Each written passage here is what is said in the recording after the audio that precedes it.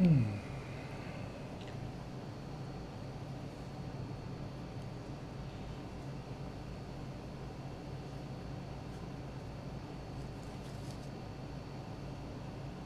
good afternoon, everyone, and welcome to PerfWeb Corona 30, Part 3, Day 1, the last week of our 30 CEUs in 15 working days, Monday through Friday.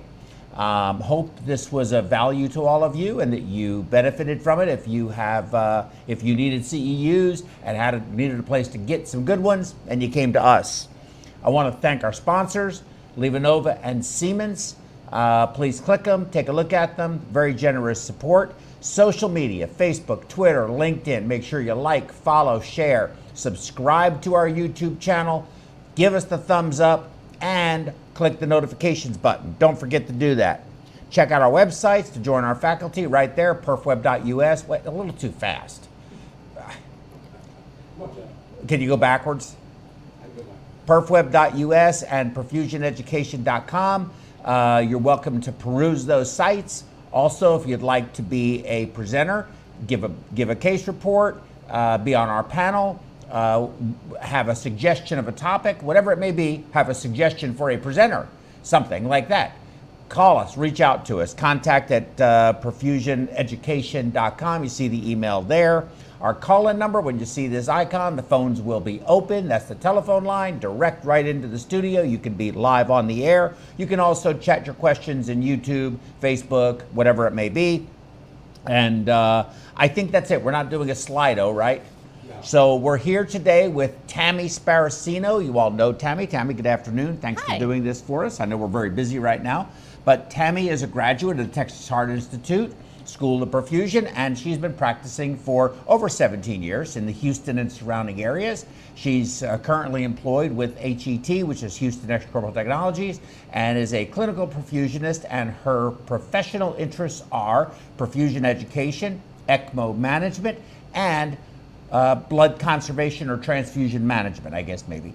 However you like to say that. Yeah. I don't like to use the word conservation because people think you're holding something from them. I just like transfusion management. We should update that. Yeah, we need to update that. I like transfusion management a little bit better. Okay, good. So I think we're all set.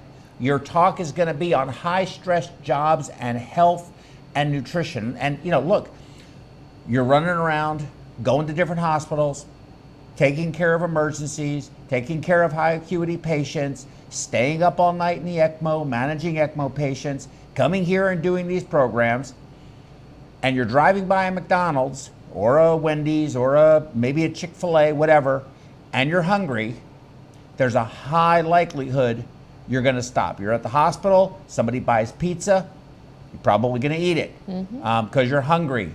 You're hungry, your hydration is bad, you're drinking coffee, there's all kinds of things going on. I know I spent years dieting horribly, eating crackers and drinking coffee, and did that for years, and just eating bad food. And it, after a while, had an impact on me.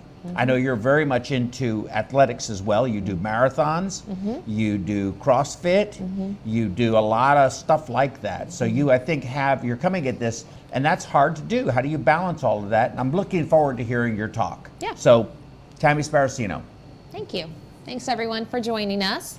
As Joe mentioned, this talk is going to be about high stress jobs, which we're all familiar with, and health and nutrition. And there's a wealth of information and studies going on about this particular topic. I'm just going to touch on a few of them that I thought were rather interesting and some that I have a little bit of personal experience with. All right, so let's get started. So I think we all know what stress is. Actually, when I went to research this to find a definitive answer for what is the definition of stress, I couldn't find one. There were just too many. So I kind of chose ones that I thought really looked at them from a little bit different perspective, but were very thorough, and I think most of us can relate to. So of course, stress has to do with mental or physical tension in response to a situation or event. I think that most of us, when we think of stress, that makes sense. And of course, we think there's a normal, a psychological and physical response to a particular situation. But this was actually my favorite. Natural body defense against real or imagined danger. Because it really has nothing to do with the specific event. It has to do with our perception of that event.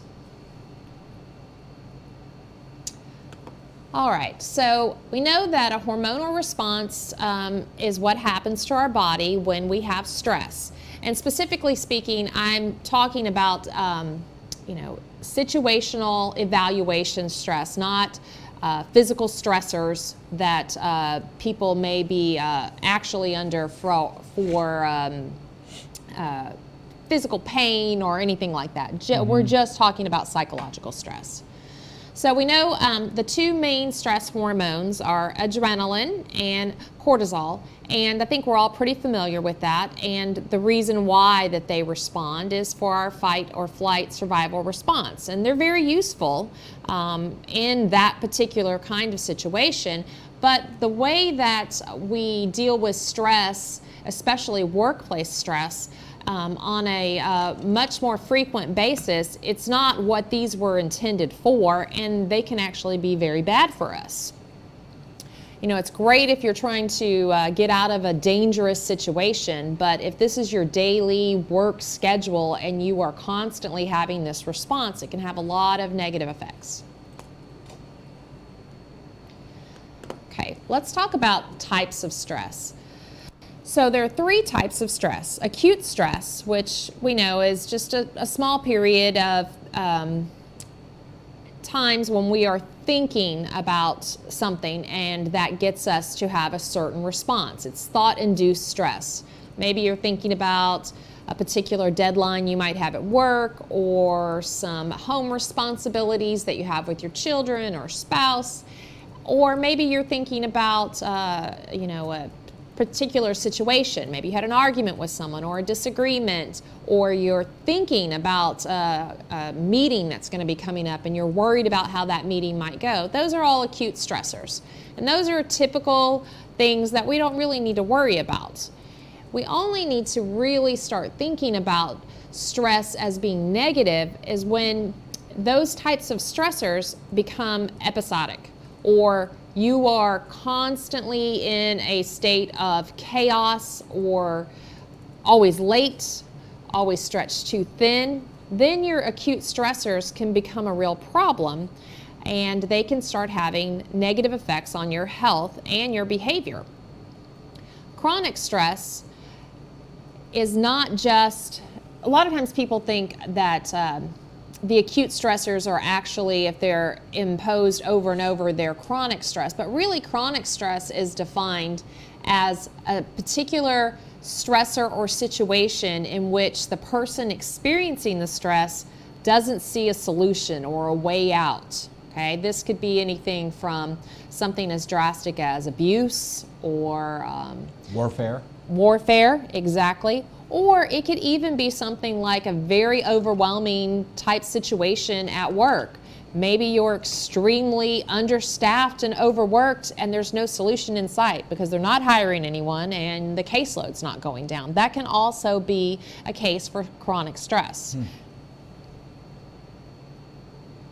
Okay, we're going to talk specifically today about workplace stress. I thought this was a great quote that I found on the Canadian Mental Association website because of just how it describes it. It talks about, stress is mostly about perception and control of a particular situation. So I think this one's worth reading. Workplace stress then is the harmful physical and emotional response that can happen when there is a conflict between job demands and the employee and the amount of control an employee has over meeting those demands. So sometimes it's not necessarily a negative thing that's causing your stress. It could be your inability to fulfill the responsibilities to the best of your ability. Or control it. Or control it. Not necessarily control it, but have input in controlling it. Exactly. It may not. Yeah, I can see you're almost feeling like the requirements, the demands on me are higher than the expectations are higher than I can meet. Right. I can't meet these expectations, or you worry about meeting these expectations for either a particular situation or even over a long period of time. That goes back to, as medical professionals, often we can be understaffed and have workplace stress about just, you can do the job and you can do the job well, but how long can you be stretched thin and still continue to do the job at the level that you want to do? And it can be the other way as well, where like during this time, not just for healthcare professionals, but where your workload's decreased. And so you're trying to do the very best job you can do, and you're thinking of ways that you can be productive for your company, for yourself. Even if you're, a stay-at-home person, trying to stay productive can also bring on a level of stress, because you are perceiving that situation as a situation that's negative and out of your control. Yes, absolutely. And probably, I don't want to belabor the point if you don't mind, but probably worry, just the fear of what's going, if especially during this crisis, am I going to have a job? Right. And what am I going to do? Exactly. Because we all need our incomes. Absolutely. Everybody. And so I imagine that's probably it's maybe subconscious in some people, but I think during this crisis, that subconscious moved forward pretty far and probably got into the consciousness of a lot of people. Well, I was worried. I was worried I was going to have a company. Right, absolutely. And especially in a time when your normal routine and our normal society ways that we interact, the way that we behave, even the way we shop, all of those things are out of your control. So you're trying to control what you can. And so, of course, you're going to be worried about that. Even if you maybe work in, a field like ours that's essential, or, working at a grocery store, you're essential there. But the situation itself is out of your control. And so you might be worried about that. And that's completely normal. Well, I can tell you one thing for sure. I don't envy the guy or gal that had to stock the toilet paper shelves, because I know that had to be stressful. Well, and because they were coming in to take it all. Yeah, I actually talked to, this wasn't too far into it, maybe 3 or 4 weeks into it. I talked to an employee at Target, I think it was, and I was just asking, do you get these things, the disinfectant wipes and the hand sanitizer and all the things that people are really stockpiling? Are you getting them every day, or is it just that you're only getting a limited supply and that's why the shelves are staying empty? And he said, no, we get them just about every day. We stock the shelves. They may not be full, but there is a lot available. And people are rushing in a panic to get these things, and the employees can't even get them on the shelves fast enough. And so there's a level of stress there too. And then he told me that then they also worried about the same types of people getting those, and worrying about the other people that are going to come in during the day who need them but can't get there, 30 minutes early to get in line. And they worried about that too. So. Yeah, I found it very odd. I still don't really understand it. I don't understand it, but. Yeah. Toilet paper was a commodity. Yeah. I've yet to find disinfectant wipes. Thank goodness. Me either. I had some, but I've yet to find any. I've never seen it. Thank God we all work at hospitals. Right? I would have said nothing else. I'm not admitting to nothing. Yeah, me either. All right. So let's talk about good stress and bad stress. Believe it or not, some stress is actually considered good. And not just for the fight or flight, you're trying to save your life from a dangerous situation, you're escaping from something, but mildly challenging stimuli for limited periods of time can motivate you, can make your job exciting, can make your marriage exciting, your family life exciting. Planning a vacation, that might be one thing that a lot of people can relate to, can be very stressful, but at the same time, it can also be very exciting. Base jumpers.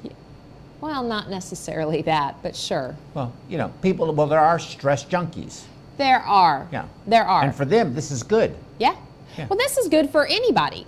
Like maybe a a challenging course you might have taken once. You're stressed out about it, but because you know that it's challenging or, subject matter that you're studying, you're going to put more effort into it. It actually can be a positive motivator as long as there is a limited time period. And I agree with you. And I don't mean to be funny, but it's like this Corona 30, okay? I'll never do this again. There's a lot of stress in getting all of these programs done every day for 5 days for 3 weeks has been stressful, not rewarding, but I see an end in sight. It's the last week. It's week 3. I have 4 more to go after today, and I'm going to be home free. Yeah. And I'm taking a couple of weeks off from this, not from life. Not from life. No, I can't. I can't. Then we can talk about what we're mainly focusing on is, and what you hear about when people talk about stress is the bad stress, the things that cause, biological alterations, constantly responding to stressors, no matter how large or small they are. It's all how you perceive them and how your body will react to them can cause dysfunction of these regulatory systems. And they weaken, your adaptive processes. And of course, we know that they give certain increases to disease susceptibility.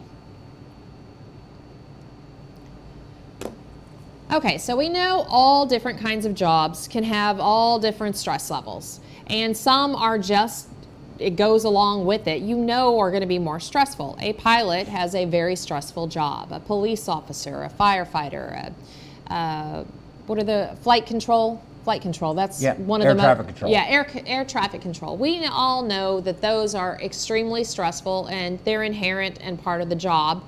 Medical professionals often have a high degree of stress as well. But just generally speaking, what studies have found is any job that requires rapid decision making and continual human contact, those are the ones that can be extremely stressful. Believe it or not, when I researched this over the last 10 years, the list changed back and forth of what's the most stressful job, what are the top 10 and all of those sorts of things. Healthcare definitely makes the list every time, but there were other things that I never even occurred to me. People in sales have a lot of stress, and it's not just commission salespeople, it's because of their interaction with the public. Yes. Yeah. Yes. And fortunately, most of our customers are asleep. Yes. Mm-hmm. Out of all healthcare workers, often ICU nurses made the top 3 for most stress. I believe that. Yeah. They have the patient, they have other nurses, they have institutional guidelines and crazy things that they have them do instead of taking care of the patient. Really sick patients, physicians who are barking orders, and families who are worried about their loved one. Right. That's one of the toughest jobs I think on the face of this planet. Right. Is an ICU nurse. Exactly. Okay.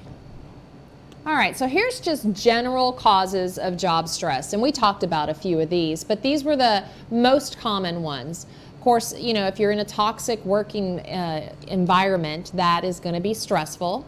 And it could be that acute stressor because maybe you figure out a solution or you figure out some coping mechanisms, which we're going to talk about later. Or maybe you leave.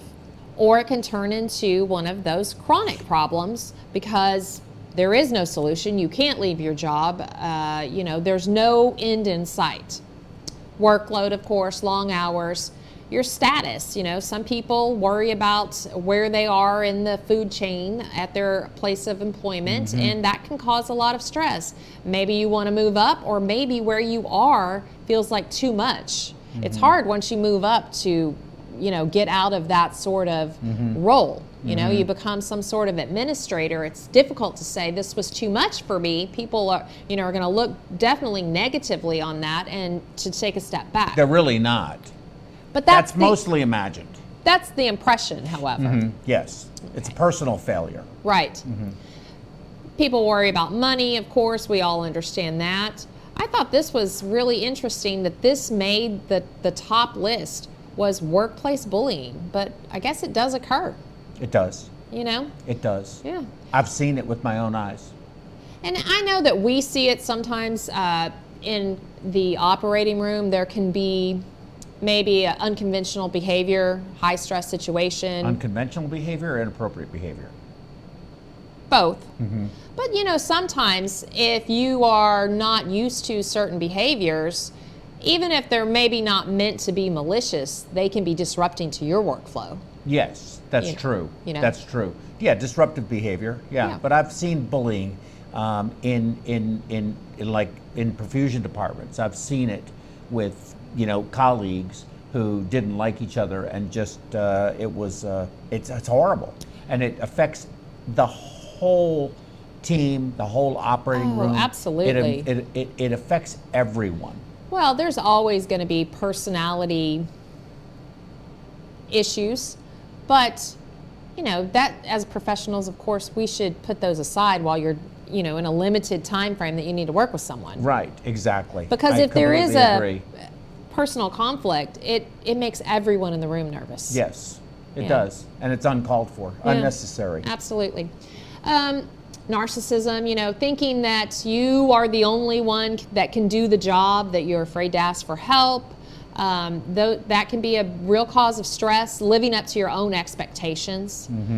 Any kind of workplace conflict, like we talked about, whether that be personality-wise or even as medical professionals, I know that sometimes we have to call to the attention of either, you know, compliance officers or administrators, behaviors that we might find to be unsafe for a patient, and that can make people very upset.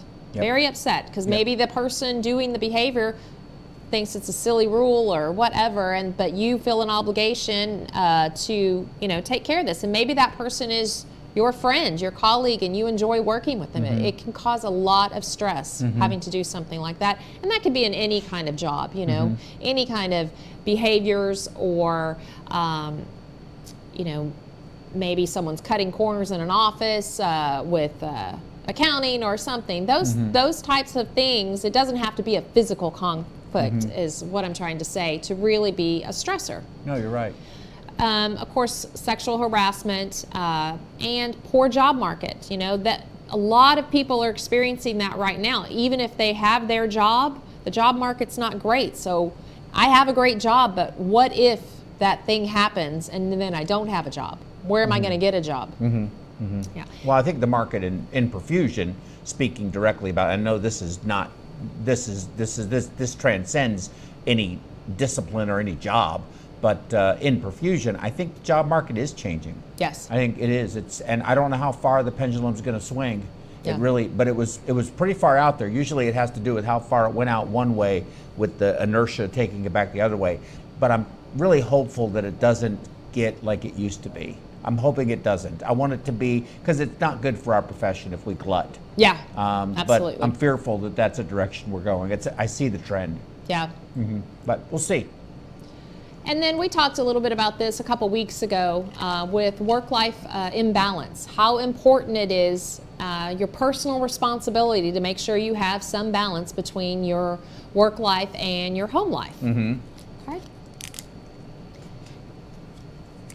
All right, let's talk specifically about healthcare job stressors, things that are specific to us.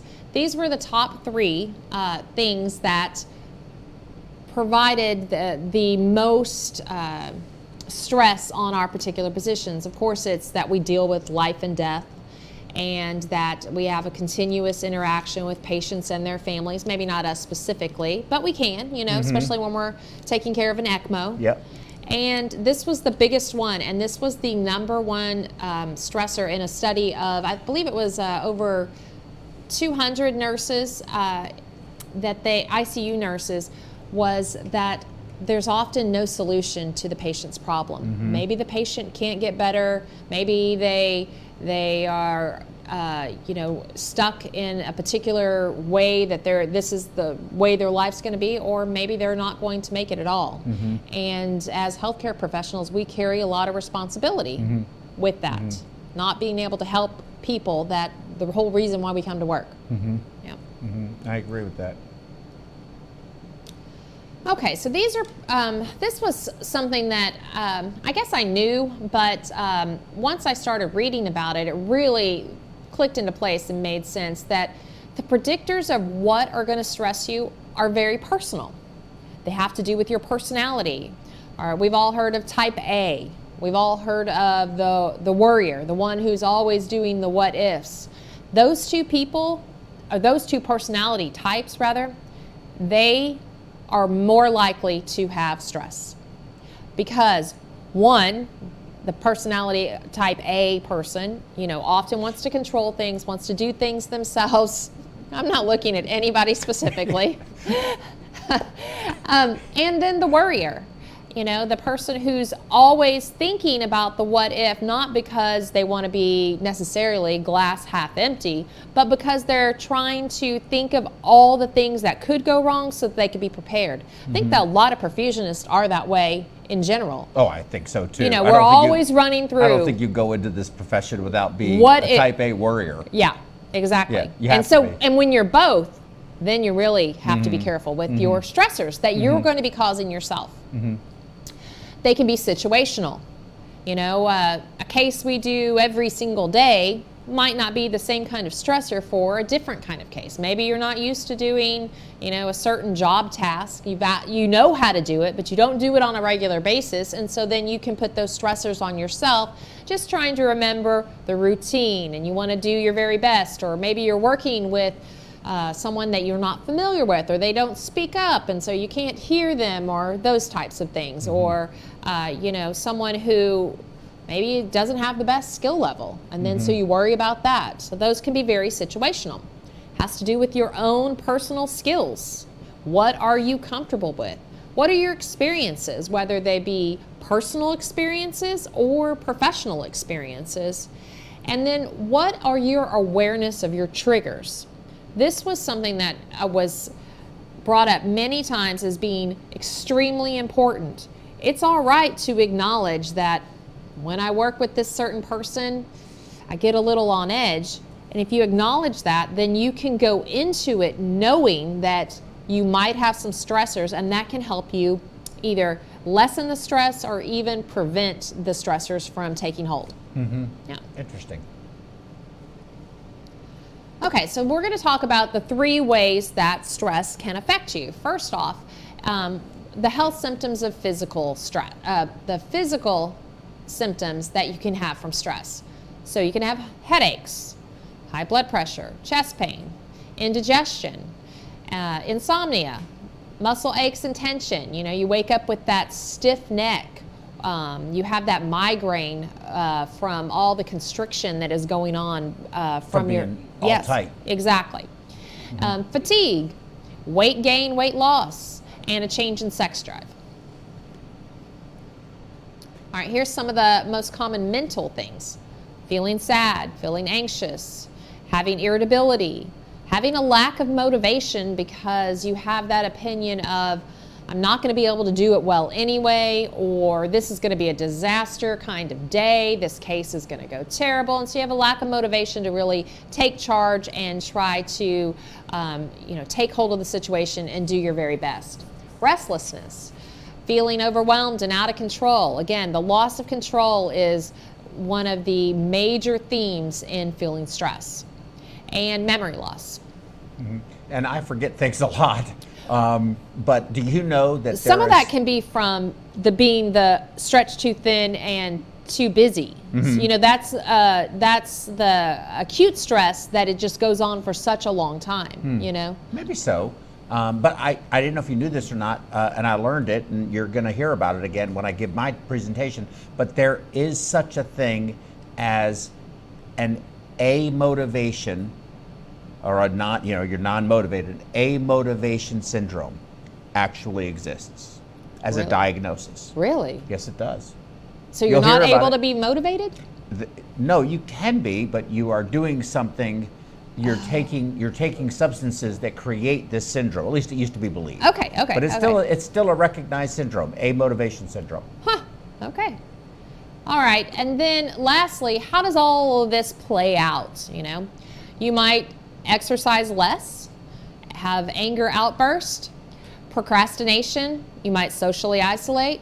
Substance abuse, whether it be, drinking more, smoking more, even drugs. Avoiding people, situations. Sleep disturbances, sleeping too much because you're depressed perhaps. Sleeping too little because you're restless. And changing eating patterns, eating more, eating less. All right, so chronic stress and disease, that's what I really want to talk about. These are the diseases that can develop from those chronic stress situations. Depression, anxiety, diabetes, heart disease, irritable bowel syndrome, which I thought was really interesting because I had to think about why that would be. And if you think about your fight or flight response, what's happening is you are... Cholinergic. What? Cholinergic. Well, right, you're diverting blood from your colon, and so therefore, if you are stress eating, which we're going to get to in a minute, you can then cause problems in your bowel because there's not enough going on down there, but you're still continuing to eat, which makes perfect sense. Yeah. Yeah. Okay, obesity, extreme weight loss, and some skin disorders. All right, so how do we get to be stress-free? It's not possible. I think we all know that, and that's okay because, like we talked about before, some mild... I just read that. You just read that. Yeah. Some mild stressors are good for us and can be motivating. Okay, so we know that prolonged stress isn't good. So what are the benefits of managing the stress since we can't get rid of it? Well, there's health benefits. We can protect ourselves from developing certain diseases, or at least increasing the likelihood of developing those diseases. We can have better job performance, satisfaction, higher personal life satisfaction, and the development of resilience, which I think we all know what that word means, but it's actually a medical term for your ability to be able to go back to your normal state. So for an athlete, someone, perhaps a runner, they're sprinting and their heart rate's going to increase, but they're trained, and so when they're done, how long does it take them to get from that really high exertion heart rate to their resting heart rate? So recovery time is shortened. That's exactly. Resilience. Right, but it can also do with your mental state. What is your resilience to recover from that bad day, from that horrible case? And so managing your stress will actually help you develop this resilience. Yeah, because I've seen that too with my own personal life, where you have something occur that is stressful, and I might have the stress reaction to it along with somebody standing right next to me, but when the stress is gone or the event is over, I may come back to a baseline sooner or later compared to somebody else. Exactly. And that's what you're saying is your resilience. Right. Your ability to go back to a normal physical or psychological state. Exactly, which is one of the main benefits of stress management. That because we're not going to be able to get away from stress, so we have to learn to be able to be more resilient. Okay, so here's just touching on some techniques. There is a whole lot of information out there. Of course, you can do relaxation techniques, even things like hobbies, reading a book, knitting, whatever it is that you like to do, playing golf. Physical activity, going for a brisk walk, running, all of those things are going to be a natural stress reliever because you are exerting energy, and then the exertion of that energy changes your hormone levels. And of course, social support. Do you have people to talk to about it? Do you have a buffer? That's having your social support system can be a real big buffer for being able to handle stress. Okay, so here's what the whole talk is about eating and stress. And there's a whole lot of data and lots of studies that are being done about when people are stressed and what they want to eat. It's kind of what you talked about before. They are known to choose things that are more pleasurable, those junk food things, things you wouldn't normally eat, whether that be sugary things or McDonald's or more coffee. Caffeine is one of the worst You need things. the dopamine. Yep. Yeah, that's what it's all about, really. Yep, so there was a study done and with mice, and there's been some human studies too, but I thought the mice one was really great. They did particular stressors to make the mice upset, and they provided regular type of food that they would eat, and then more indulgent type of food of whatever a mouse would think is indulgent. And these stressed ones always went for the indulgent food, and the non-stressors went to their normal food, even when provided those other choices. Wow. Yeah. And I believe there was one study done with, I think this one was actually done with people, but it was up to about, I think it was around 400 calorie difference in just this one type of response, the stressors versus the non-stressors of people eating, of what the stressor is going to eat more, and intake more to try to deal with that stress. And that here was and of course that would be, comfort foods and really calorie dense things. Could I ask, is that just, out of curiosity, is there a reason why they choose those? In other words, is the reason they choose it because they think they need that rapid energy source, that you think that physiologically it's kind of like it's not really a conscious thought, or is it because it brings a sense of comfort? Comfort. It's comfort. Comfort and calm. And even in the absence of hunger and the lack of actual need for eating, people keep eating. Mm-hmm. And that's the danger. That's the problem, and that's how it's linked. High stress is linked to obesity. Mm-hmm. And if you're already overweight or you're already obese, it's even worse because you already have spikes in insulin problems. Mm-hmm. This quote I thought was really nice. It's, the stressed brain expresses both a strong drive to eat and an impaired capacity to inhibit eating, which together is a potent formula for obesity. Yeah. So not only are you going to eat the bad things, you're not going to stop because you're not hungry anyway. It's not that kind of drive. So the role of nutrition, there's a whole field of medicine out there that looks at the whole person. It's called integrative medicine, and sometimes they might incorporate, West kind of medicine in it. But really what I looked into it about was just the nutrition plays a big role in not eliminating stress, but in how your body's going to react to the stress. And these were the things that I found had the most straightforward information about how they can help you. Anything from boosting your immune system, lowering your cortisol levels, ingesting complex carbohydrates, not those sugar fixes, but things that are harder to digest, and that will increase your serotonin levels, which is a good calming, and also help control blood pressure. Magnesium can help people sleep, which we know sleep is a very important part of managing stress. Our fatty acids, dark chocolate is known to help with anxiety. Oatmeal, also serotonin levels, and lots of different herbal teas can help with anxiety and sleeplessness. So the main thing is we have to utilize our resources for workplace stress. We go to our employers. Do we lean on our employees? Do we talk to our employees about, our coworkers rather, about how they can help us? Maybe we need more help with our workload. Maybe we need further education or training. Or maybe if it's a toxic work environment, you can go to your managers or human resources.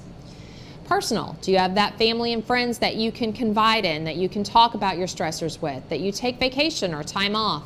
That you seek health professionals with integrative medicine who's going to look at not just the results of your problem, but what's causing that problem. And then, if needed, seeing a mental health care provider. Mm-hmm. And leading that healthy lifestyle, getting those stress reliefs through exercise and making healthy food choices. These are all my references from it, and that's it. Very good, very good. I'd like to spend some time talking about this if we can. I'm probably, just to let the audience know, and also the guys over there, the producer and stuff, I'll probably make an adjustment on the schedule.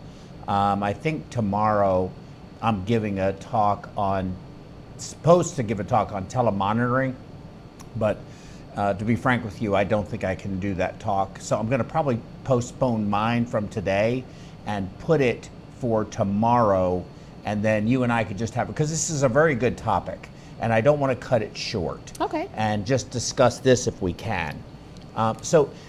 You mentioned cortisol level twice, and I've heard that cortisol levels are very important and influential in coronary heart disease. What do you know about that, and what can you sort of share or elucidate further? Well, I'm certainly no expert, but what I found in my research was, at first, I think many people may know who know me that I've recently lost some weight. And so I've read all kinds of things, what you need to eat, how you need to exercise, all those sorts of things. And cortisol always comes up as high cortisol levels always comes up as being an indicator for people who hold on to abdominal excess fat, and not just the vanity fat, but the deep fat within your vessels, and that is a huge health risk. And it all relates to, you can have some sort of hormone imbalance, of course, but the stress is what most of the research I read about was, because often, not just being stressed at work, let's say you have a great work, home life, all of those sorts of things, but you're stressed about getting in shape, or you're stressed about losing those pounds, then you end up increasing your cortisol level, and then you're still holding on to those pounds. It's like you're defeating exactly all the work that you're doing. So you continue doing calorie deficit, you're doing more exercise, burning more energy, and you're still not having your results. And it can be very much related to that. And then with heart disease, the cortisol levels can cause people to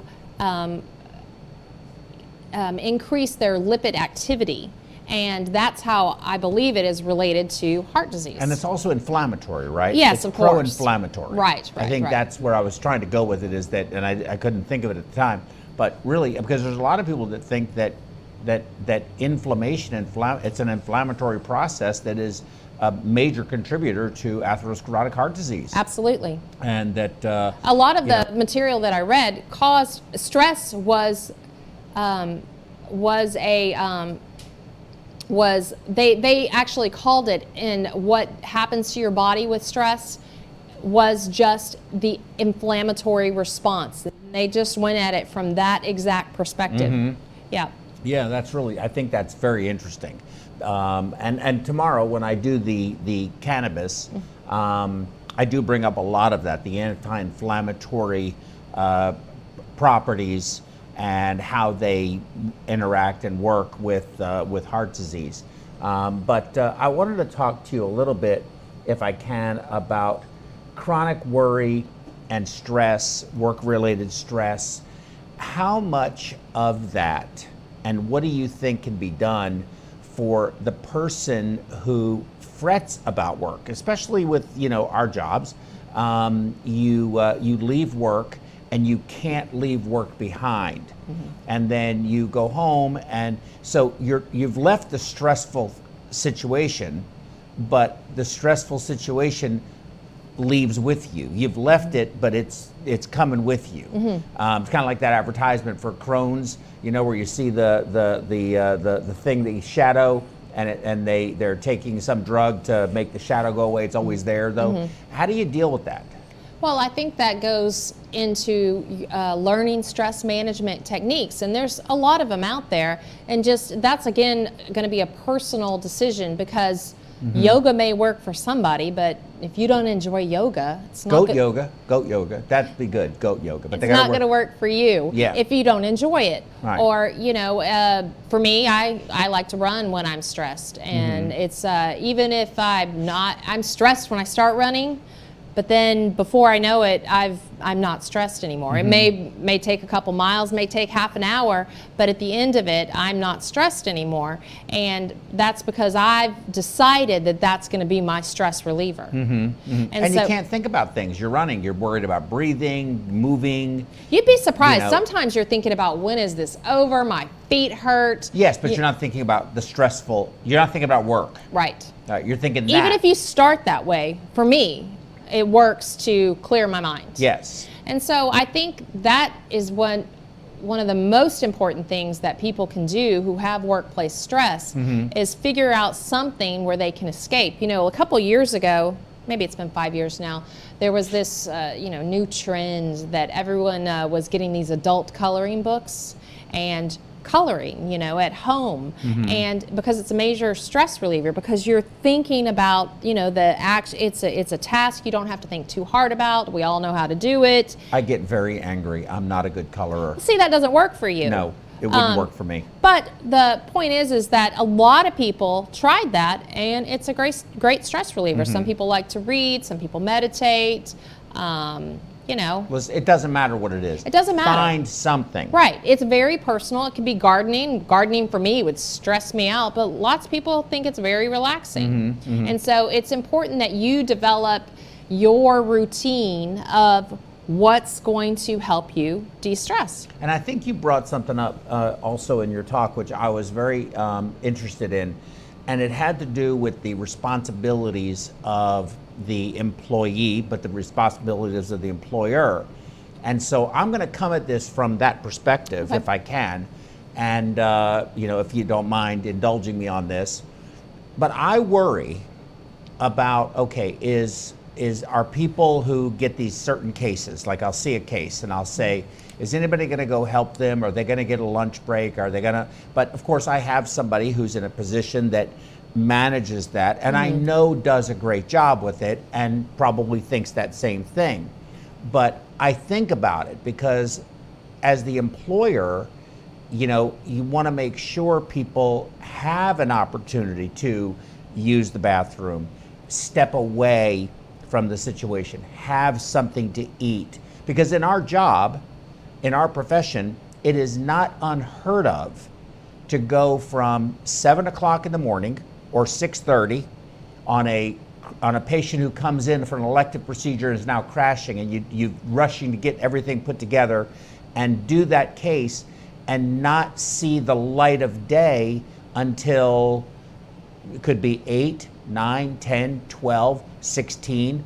I've seen it go longer, hours with nothing to eat, nothing to drink, and no ability to use the bathroom. That can't be. Now, I know that doesn't happen every day. Sometimes in some practices it happens more often than in others. We're lucky, we don't necessarily see that very often, but it can happen. And for some people it happens more frequently, or they're an independent practice and they have to plan everything out. Even their biological systems have to be planned out to accommodate for their work schedule, because there is no one there to help them.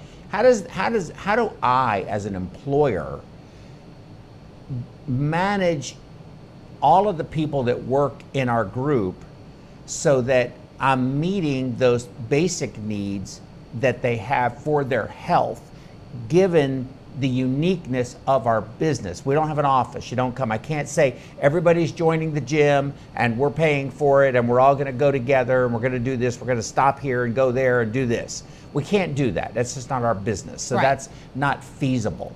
But what are the things that you think a good employer, given perfusion as a business, because that's what this is about, can do to help facilitate a healthier, less stressful lifestyle for their employees?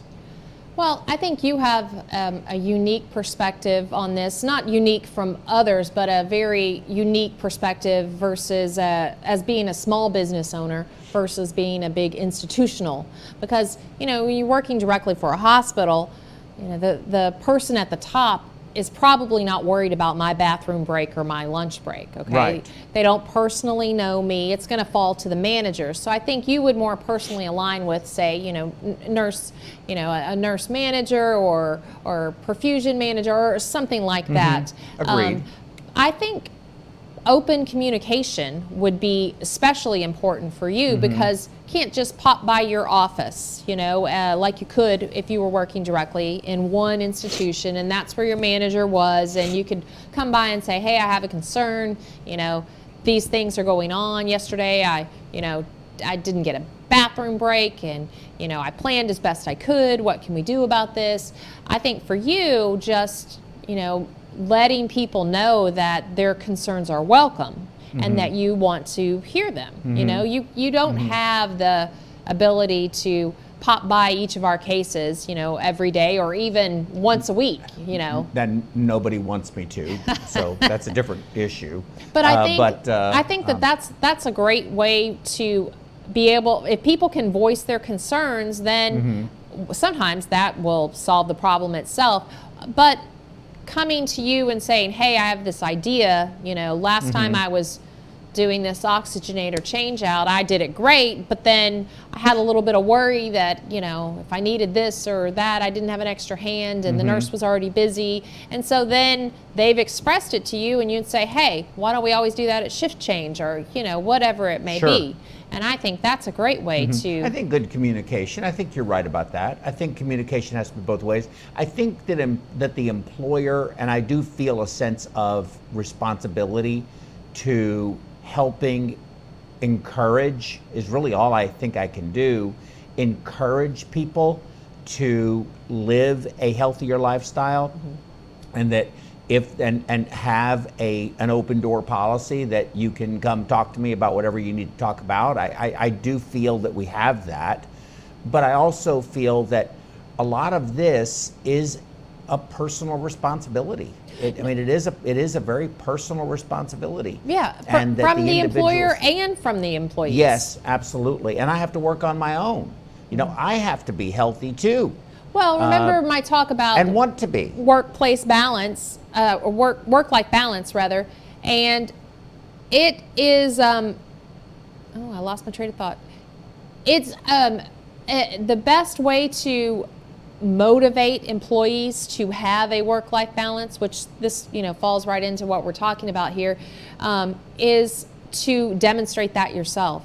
If you are calling people in the middle of the night, emailing, if you're always staying late as that manager, you're showing people that that's the expectation for an employee. That's a very good point. For an employee that, because I'm guilty of that, wants to be pleasing to their employer, especially there's a lot of people out there who that, of course, I'm sure there's people out there who want to just do the minimum job they can do, but we're speaking we don't have anybody like that. Yeah, we're speaking to the people who are really interested in doing the best that they can, and the examples being set by their administrators, by their managers, by their leaders on what is expected of me to be successful in your eyes, and and how can I be viewed positively in this work environment? You bring up a really good point, because I am so guilty of that. I will call people, and I think I called you I don't know what time it was. What time was it? I don't know.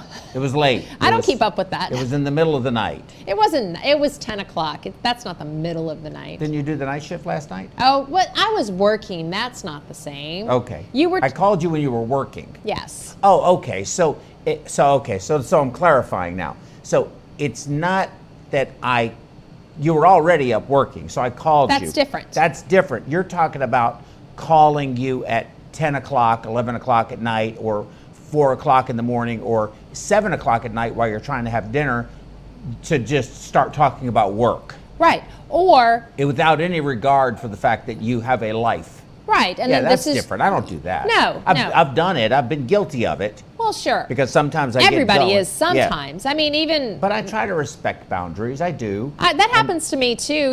Especially the way we communicate with text messaging. You think of something. It's not really something you need to formalize in an email, but you don't want to lose that thought, and you just send a text out, and you're like, "Ooh, it's like dinner time. That could have waited till tomorrow. I should have just written it down." And you're not really trying to be invasive in that. And, right. Yeah. Right. But it could even go into And for some people that doesn't matter. Right. For others it really does matter. Absolutely. And you don't know sometimes, and sometimes it doesn't matter to this person 9 times out of 10, but then the 10th time it does matter. Right. I mean, it's just interesting. You never know. You don't.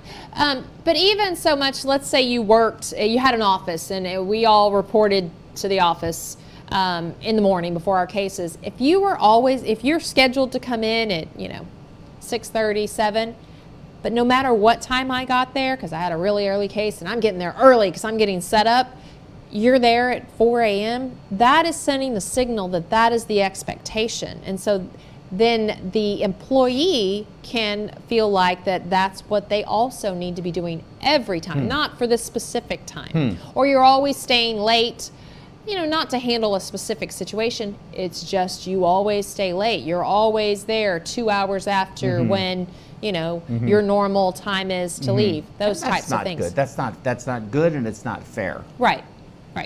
Attachment. Let me see. What does he got? What do you got for me? Hold on. I got a text from the producer over there. A question. We have a question from the audience. It says, I believe, it's a comment. I believe as a line manager, you should lead by example. Yeah. As a lot of employees follow their managers. Well, I've said that a million times. How many times have I said that? That if you go to a place and the people are mean and unfriendly and unwelcoming and just unhelpful, they're malignant. You can almost guarantee, not always, but in my view, my experience has been, you can almost guarantee that's how leadership in that place is, and that's how they're treated. Right. And almost always, not always, but almost always. And even to that point, let's say you have a fantastic manager, administrator, supervisor, whatever. Like they show you respect. They do lots of things to make you feel appreciated. They welcome, your opinions, have an open door policy, but they allow that kind of behavior to go on. Yes. Signals to everyone there that that's the culture of that place, and it's okay. Even though you would never behave that way, it's okay for these other people to behave in a way that is negative or always late or those types of things. And those can cause a lot of workplace stress. Or versus trying to get everyone around you to be successful and being helpful and being kind to people to make them better, helping each other be better. Helping they people are grow. Always looking to find what you did wrong. Exactly. And that, I can't even begin to imagine working in a place like that, where every time you turn around, somebody is pointing out your deficiency. And it's horrible. I've been in those situations, and I know. I want to talk about food again before we wrap this up. We're going to have about 5 more minutes. How do you deal with, look, I mean, it's just a reality, because I've done it. I've been in hospitals before and I say, I'm buying pizza for everybody. Yeah. Well, that's, if I said I'm buying broccoli for everybody, it's not going to go over well. How do you deal with that? How do you balance what you know to be the right thing to do versus the wrong thing to do? Well, I think that comes to personal choice. So pizza, or whatever it is not inherently bad. It's how many times you have that pizza. So it's up to it's a personal choice for whoever it's being provided for. If you're providing pizza and they don't want pizza, don't eat the pizza, But should we be more sensitive to that and say, hey, does anybody want salad instead of pizza? Should we be more aware? I think being aware of that would just... Pizza's great, it is, but it isn't good for you. It's not. It's just dough. It's bread. It's just a bunch of carbs with some tomato sauce and maybe some meat. I think offering salad or something like that, some other option. Yeah, it's very considerate, and then people can take you up on that. Have you found this whole episode with the coronavirus to have made your ability to maintain your healthy diet and lifestyle more difficult or unchanged? I think it's more difficult. You do? Tell me why. And that's personally for me. So I have a group of women that live a similar lifestyle. We don't have the same kind of jobs, but we eat typically the same way. We work out in this certain way, and some of them have really thrived in it because they have found they're able to organize their time different, and so maybe they have more time to make the types of meals that they want to make, or have more time to do that exercise. But for me personally, I have struggled, not because of the time issue. We always have days where we have time and days where we don't have time. That's just the nature of our business and our schedule. But I find if I am focused on okay, I'm on call tomorrow. I'm definitely going to have to get my workout done at 4 in the morning because who knows what my day might, be like. I'm going to have my meals prepped before and have all that ready before. I'm very organized. With having a lot more time, I found, because we'd had less cases, and so I had more time. There's 5 tomorrow. All right. Yeah. Come on, number 6. Come on, number 6. I found that the lack of routine messed up my personal routine. But that's just a personality thing, because I like to know this is what I typically do on my call days, this is what I don't do, those sorts of things. And now everything's just sort of chaotic because we don't know what's going to happen. Right. And we went from, a somewhat predictable, hectic schedule, but predictably hectic, to nothing, to slowly coming back, and now tomorrow it appears it's going to go right back to hectic. But now the question is this going to be the same predictable hectic schedule, or is it going to be hectic squared because of the dip that we had from the lack of cases? I think it's going to be hectic squared, and just completely... Which is going to bring a lot of stress to a lot of people. It is, but I think... It is. I think also it might actually be comforting to some people because they know that this is the way to getting back to a kind of normal. Yes. And that we all have productive work to do. It's another step in the process of getting back to normal. Okay, so I dined out recently and haven't dined out in a long time. Did you really? Yeah. In the restaurant? In the restaurant, they're doing Did you cut a hole in the mask? No. No. All the, they're doing the precautions. I don't know how many tables are in this restaurant, but a few. And they're socially distancing you and all of that. And normally it's a regular restaurant I go to, and they provide great service, and I love it. And I gotta say, I think the time off from their normal work has affected their routine too, because I had really weird service and there were only 4 tables there. Yeah. You know what I mean? Yeah. Like everybody's trying to get back into their methods and timing and all that kind of stuff, and I think it's going to be challenging in the beginning. I think it's going to restaurant workers have it rough because they depend on tips, and the more people you have in that restaurant, the more the more customers, the more that's just the way it works. Sure. And so for them, restaurant workers have been, and even restaurant industry has been just decimated as a result of this in a bad way. Yeah. And that's really unfortunate because I like going out to eat. Yeah. I enjoy it, and I like being tot-tot a little bit. What I kept saying to my husband when he was giving me the eyes, like, why is it taking so long? It's just fajitas. Yeah. I was like, let's just enjoy the fact that we are somewhere where we are not washing the dishes, and let's just enjoy the experience, Exactly. But that's why they made paper plates, so I'm kind of that kind of guy. But one last question, 3 minutes left, one last question. Are these pre-processed shipped foods like Nutrisystem and I guess Weight Watchers has one, those various different programs that they have out there where they send you that food? Is that good food? Is it good to eat? I think it depends. I use a meal prep delivery service sometimes, and they're local, but there's also some that some of my friends that use ones that are national, so it would be something like Weight Watchers, but they're typically geared for, not that they're not geared for weight loss because they're healthy meals, but they're typically marketed more to like a athletic type community versus people who are Googling how do I lose weight kind of thing. Because I'm thinking about the single perfusionist who, maybe the married perfusionist with a new baby at home, or autotransfusionist, new baby at home, busy schedule, running around all the time. Both parents are working. They got to take care of the baby. That's the most important thing. Maybe they have other kids at home too, and they're taking care of everybody but not themselves, and they have to go to work. They don't have time to make their lunch. Right. They're going to go to work. They're going to eat junk. Would they be better off having that as their lunch so that they were bringing nutrition with them to work versus just eating whatever they could find at the hospital or the cafeteria? Yeah, absolutely. And I think, it depends, the nutritional value of that depends on which service you decide to go with.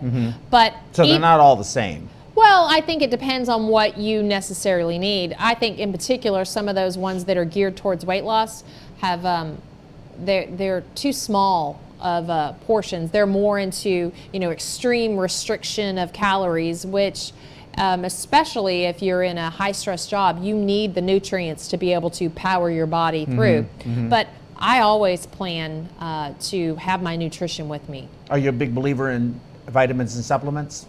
I do take a few. I don't know, I read a lot about it, and I'm kind of on the fence about some things. And actually recently when I was doing an ECMO shift, the pharmacist popped by and she was chatty, and we started talking about it too.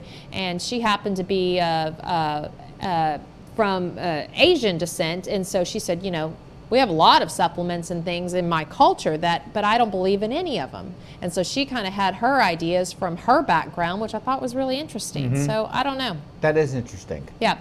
But there are a few that I take regularly, and I feel like I have had response from them. What do you take? I take magnesium at night. I think it helps me sleep. Take vitamin C. For the antioxidant properties? Yeah, and I used to take omega-3s, but I just altered my diet so that I'm getting them in a more natural source. Because honestly, they kind of upset my stomach a little bit. But I knew that they were what you do to be heart healthy, and so I'd been taking them for years. Did you know that farm-raised tilapia has a negative influence on your omega-3s? That it has to be wild caught? I know that most things are better if they're wild caught, and I know that what I've read, and sorry to any tilapia lovers, is that is one of the least nutrient dense fish available. Really? I didn't know that. Even wild caught, it's still the least nutrient dense. Not that it's bad for you necessarily, Right. Now, but farm raised tilapia is bad for you. It actually lowers your omega-3s. Wow. It's bad for you, actually bad for you. Wow. So don't eat farm raised tilapia. Okay, 1801. Tomorrow, same time, same station. I'm going to go right at 5 o'clock, just like we started today, with the lecture starting right at 5 on the update on cannabis. I'm sorry that it got delayed. I set the program too short today to have two really good topics.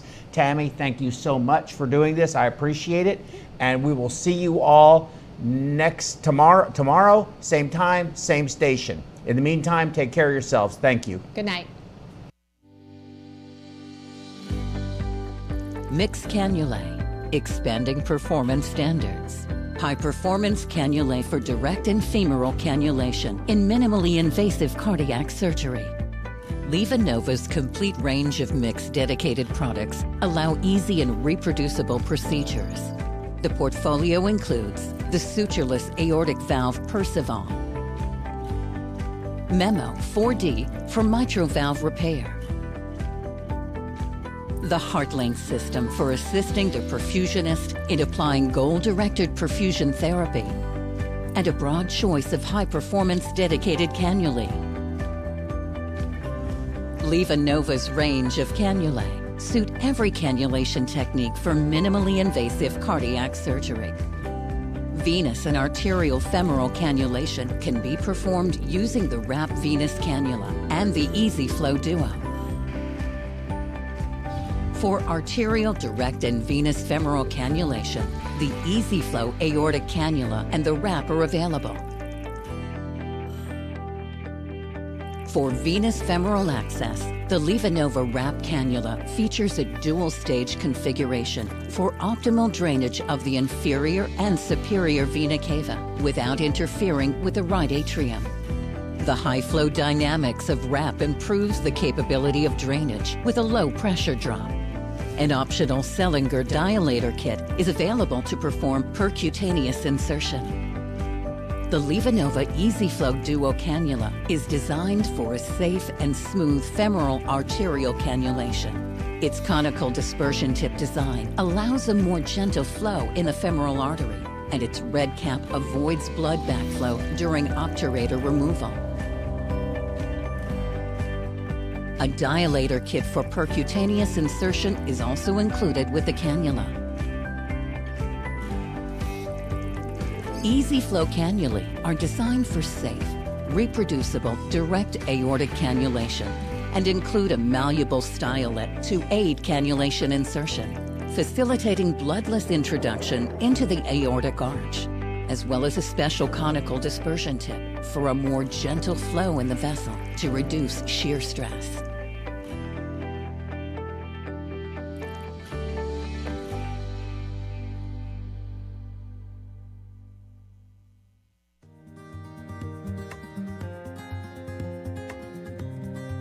The point of care program at Huntsville Hospital is approaching its 20-year anniversary. As we began to grow as a hospital and provide more complex services to our community, the need for point of care testing became very clear in our organization.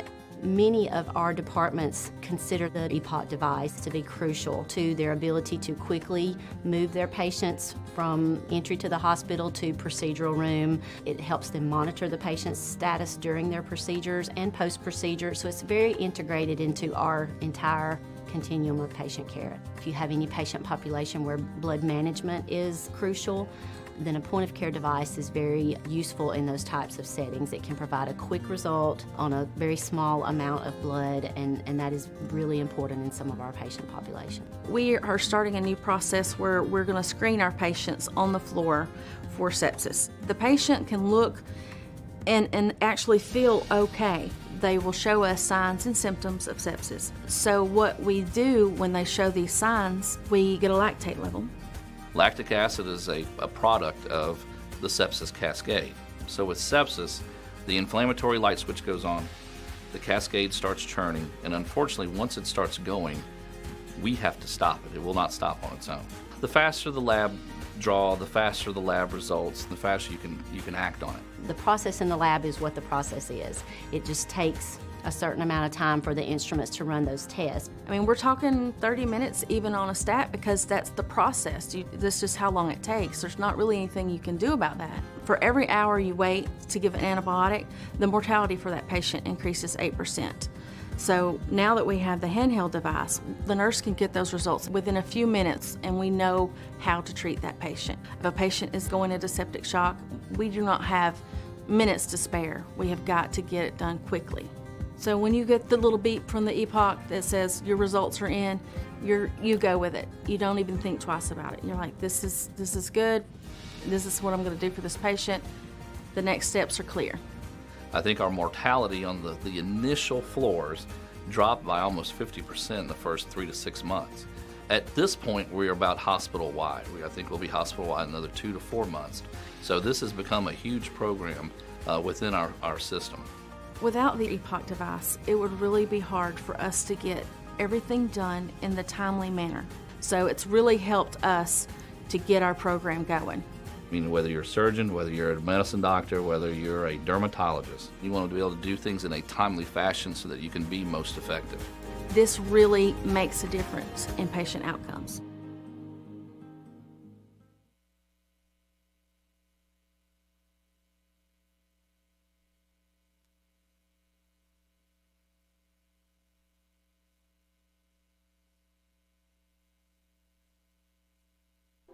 Like all perfusion professionals today, we are busy and frequently short-staffed. Does taking time off for a conference create a burden for your teammates? Has reimbursement for your continuing education dropped? Have you priced the cost of going to a meeting lately? Registration fees, airfare, transportation and parking, hotel, and meals out? This totals up to having an out-of-pocket expense of over $2,500. And then you hope the content is good. Perfusion Education has heard your concerns. They have a simple and seamless system that works on any platform, computer, tablet, or even your phone. You can chat during the program or even phone in and be live on the air. The content, second to none. Perfusion Education is by perfusionists and for perfusionists. Create a free account and check us out today.